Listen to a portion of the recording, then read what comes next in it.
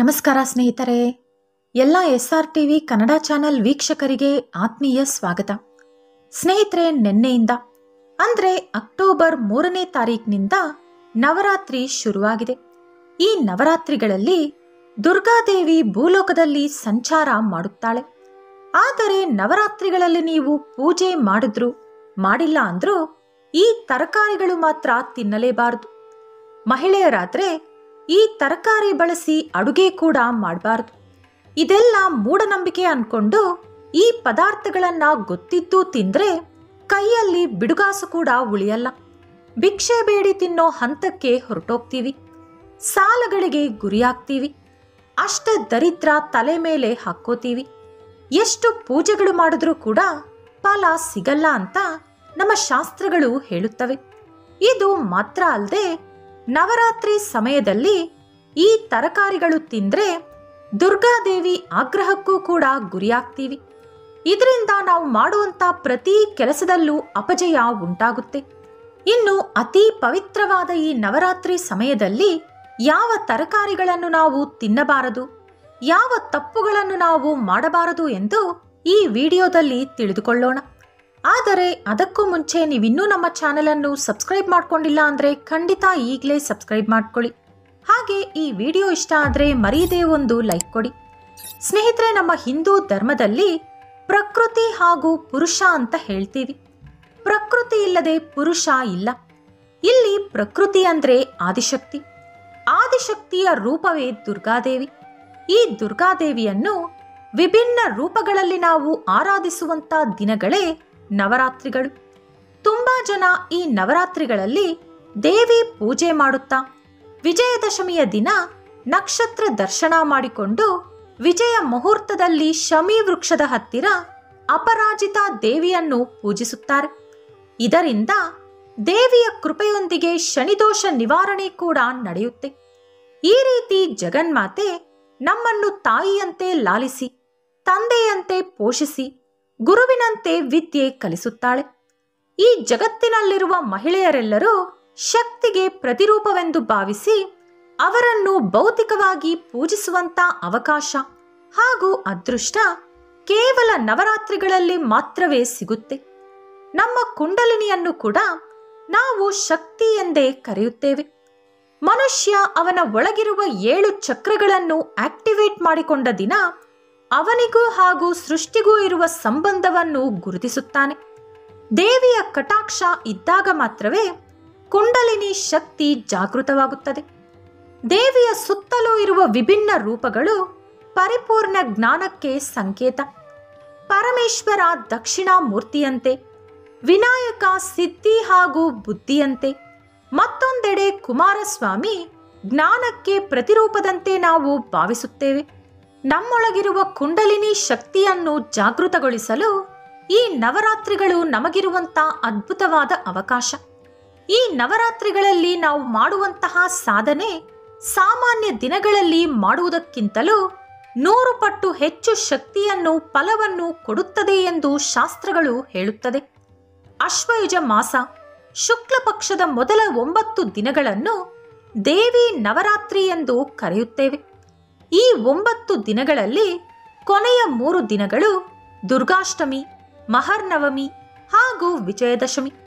ಈ 9 ದಿನಗಳು ದೇವಿಯನ್ನು ವಿವಿಧ ರೂಪಗಳಲ್ಲಿ ಅಲಂಕರಿಸಿ ನೈವೇದ್ಯಗಳನ್ನು ಸಮರ್ಪಿಸುತ್ತಾರೆ. ಬೇಡಿದ ಕೋರಿಕೆಗಳನ್ನು ಈಡೇರಿಸುವ ದುರ್ಗಾದೇವಿಗೆ ದೇಶಾದ್ಯಂತ ಭಕ್ತರಿದ್ದಾರೆ. ಒಂದೊಂದು ಪ್ರಾಂತ್ಯದವರು ಒಂದೊಂದು ರೀತಿಯಲ್ಲಿ ದೇವಿಯನ್ನು ಪೂಜಿಸುತ್ತಾರೆ. ನಮ್ಮ ಹಿಂದೂ ಧರ್ಮದ ಪ್ರಕಾರ ಒಂದೊಂದು ಪೂಜೆಗೂ ಹಬ್ಬಕ್ಕೂ ಒಂದೊಂದು ಪ್ರಾಮುಖ್ಯತೆ ಹಾಗೂ ಪದ್ಧತಿ ಇರುತ್ತದೆ. ಆ ಸಮಯದಲ್ಲಿ ನಾವು ಧರಿಸುವಂತಹ ಬಟ್ಟೆ, ಮಾಡಬೇಕಾದಂಥ ವಿಧಿವಿಧಾನ, ತಯಾರಿಸಬೇಕಾದಂಥ ನೈವೇದ್ಯ ಇದೆಲ್ಲವೂ ಕೂಡ ಒಂದು ಪದ್ಧತಿಯ ಪ್ರಕಾರ ಇರಬೇಕೆಂದು ನಮ್ಮ ಶಾಸ್ತ್ರಗಳು ಹೇಳುತ್ತವೆ. ಈಗ ಸದ್ಯಕ್ಕೆ ನಾವು ನವರಾತ್ರಿಯ ದಿನಗಳಲ್ಲಿ ಆಚರಿಸಬೇಕಾದಂಥ ಕೆಲವು ಪದ್ಧತಿಗಳ ಬಗ್ಗೆ ಮಾತನಾಡೋಣ. ನವರಾತ್ರಿಗಳಲ್ಲಿ ಎಲ್ಲರೂ ಕೂಡ ಸಾತ್ವಿಕ ಆಹಾರ ಮಾತ್ರವೇ ತಿನ್ನಬೇಕು. ಈ ನವರಾತ್ರಿಗಳಲ್ಲಿ ಎಷ್ಟು ನಿಯಮ ನಿಷ್ಠೆಯಿಂದ ನಾವು ಪೂಜೆ ಮಾಡುತ್ತೀವೋ ಅಷ್ಟು ಒಳ್ಳೆ ಫಲ ಪಡ್ಕೋಬಹುದು. ಈ ನವರಾತ್ರಿಗಳಲ್ಲಿ ಮಾಂಸಾಹಾರ, ಮೀನು, ಈರುಳ್ಳಿ, ಬೆಳ್ಳುಳ್ಳಿ ಮುಂತಾದ ಆಹಾರ ಪದಾರ್ಥಗಳನ್ನು ತಿನ್ನಬಾರದು. ತಿಂದರೆ ಅಶಾಂತಿ, ರೋಗಗಳು, ಚಿಂತೆಗಳು ಹಾಗೂ ದರಿದ್ರ ದೇವತೆ ನಮ್ಮ ಮನೆಯೊಳಗೆ ಪ್ರವೇಶಿಸುತ್ತಾಳೆ. ಹಾಗಾಗಿ ನವರಾತ್ರಿಗಳಲ್ಲಿ ಈರುಳ್ಳಿ, ಬೆಳ್ಳುಳ್ಳಿ ಬಳಸುವುದು ಹಿಂದೂ ಧರ್ಮದ ಪ್ರಕಾರ, ನಮ್ಮ ಶಾಸ್ತ್ರಗಳ ಪ್ರಕಾರ ನಿಷೇಧ. ನವರಾತ್ರಿಗಳಲ್ಲಿ ಹಣ್ಣು, ಸೊಪ್ಪು, ತರಕಾರಿಗಳು, ಹಾಲು, ಮೊಸರು, ಬೇಳೆ ಮುಂತಾದ ಸಾತ್ವಿಕ ಆಹಾರಗಳನ್ನು ಮಾತ್ರವೇ ತಿನ್ನಬೇಕು. ಆಹಾರ ಪದಾರ್ಥಗಳನ್ನು 3 ವಿಭಿನ್ನ ಗುಣಗಳಂತೆ ವಿಂಗಡಿಸಲಾಗಿದೆ. ಆ 3 ಗುಣಗಳೇ ಸಾತ್ವಿಕ, ರಾಜಸ, ತಾಮಸ. ಇಲ್ಲಿ ಸಾತ್ವಿಕ ಅಂದರೆ ಸ್ವಚ್ಛವಾದ ಸಸ್ಯಾಹಾರ ಪದಾರ್ಥ. ಈರುಳ್ಳಿ ಹಾಗೂ ಬೆಳ್ಳುಳ್ಳಿ ನಮ್ಮಲ್ಲಿ ಕೋರಿಕೆಗಳನ್ನು ಚಿಗುರುವಂತೆ ಮಾಡುತ್ತೆ. ಈರುಳ್ಳಿ ಮೈಯೊಳಗೆ ಬಿಸಿಯನ್ನು ಉತ್ಪತ್ತಿ ಮಾಡುತ್ತೆ. ಅದರಿಂದ ಮನಸ್ಸು ಹಿಡಿತವನ್ನು ಕಳೆದುಕೊಳ್ಳುತ್ತೆ. ಈ ನವರಾತ್ರಿಗಳಲ್ಲಿ ಭಕ್ತರು ಪ್ರಾಪಂಚಿಕ ಸುಖಗಳಿಂದ ದೂರ ಉಳಿದು ಸ್ವಚ್ಛವಾದ ಭಕ್ತಿಯನ್ನು ಮಾತ್ರವೇ ತೋರಬೇಕು.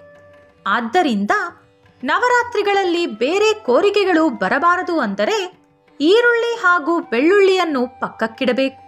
ಇನ್ನು ಈ ಬೆಳ್ಳುಳ್ಳಿ ಅನ್ನೋದು ನಮ್ಮ ಮನಸ್ಸನ್ನು ಹಿಡಿತದಲ್ಲಿ ಇಟ್ಟುಕೊಳ್ಳಲು ಬಿಡುವುದಿಲ್ಲ. ನೀವು ನವರಾತ್ರಿ ಪೂಜೆ ಮಾಡುತ್ತಿದ್ದರೆ ಖಂಡಿತ ಈ 2 ಪದಾರ್ಥಗಳನ್ನು ತಿನ್ನಲು ಹೋಗಬೇಡಿ. ನವರಾತ್ರಿಗಳಲ್ಲಿ 9 ದಿನಗಳು ಕೂಡ ನಿಮಗೆ ತೋಚಿದ ರೀತಿಯಲ್ಲಿ ದೇವಿಯನ್ನು ನೀವು ಪೂಜಿಸಿ, ನಿಮ್ಮ ಕೈಲಾದ ಪ್ರಸಾದ ಅಥವಾ ಹಣ್ಣುಗಳನ್ನಾದರೂ ದೇವಿಗೆ ನೈವೇದ್ಯದಂತೆ ಸಮರ್ಪಿಸಿ ಅದನ್ನು ನೀವು ಪ್ರಸಾದದಂತೆ ತಿನ್ನಬೇಕು. ಈ ರೀತಿ ನವರಾತ್ರಿಗಳಲ್ಲಿ ಮಾಡಿದರೆ ದೇವಿಯ ಅನುಗ್ರಹ ದೊರೆತು ಅಷ್ಟೈಶ್ವರ್ಯ ಪ್ರಾಪ್ತಿಯಾಗುತ್ತೆ. ಸ್ನೇಹಿತರೆ, ಹಾಗೆ ಕೆಲವರು ಈ 9 ದಿನಗಳ ಕಾಲ ಅಖಂಡ ದೀಪ ಹಚ್ತೀನಿ ಅಂತ ಹರಕೆ ಕಟ್ಕೋತಾರೆ. ಅಖಂಡ ದೀಪ ಅಂದ್ರೆ ನೀವು ನವರಾತ್ರಿಯ ಮೊದಲನೇ ದಿನ ಹಚ್ಚಿದಂತ ದೀಪ ದಸರಾ ಹಬ್ಬ ಮುಗಿಯೋವರೆಗೂ ಕೂಡ ಉರಿತಾನೆ ಇರಬೇಕು.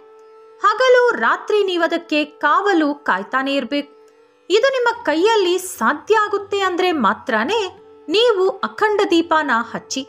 ನೀವು ಅಥವಾ ಯಾರಾದ್ರೂ ನಿಮ್ಮ ಮನೆಯಲ್ಲಿರೋರು ಆಗಾಗ ಆ ದೀಪಕ್ಕೆ ಎಣ್ಣೆ ಬಿಟ್ಕೊಂಡು ದೀಪ ಆರ್ದಂತೆ ನೋಡ್ಕೊಳ್ಳೋಕೆ ಸಾಧ್ಯ ಆದ್ರೆ ಮಾತ್ರ ಅಖಂಡ ದೀಪನ ಹಚ್ಚಿ.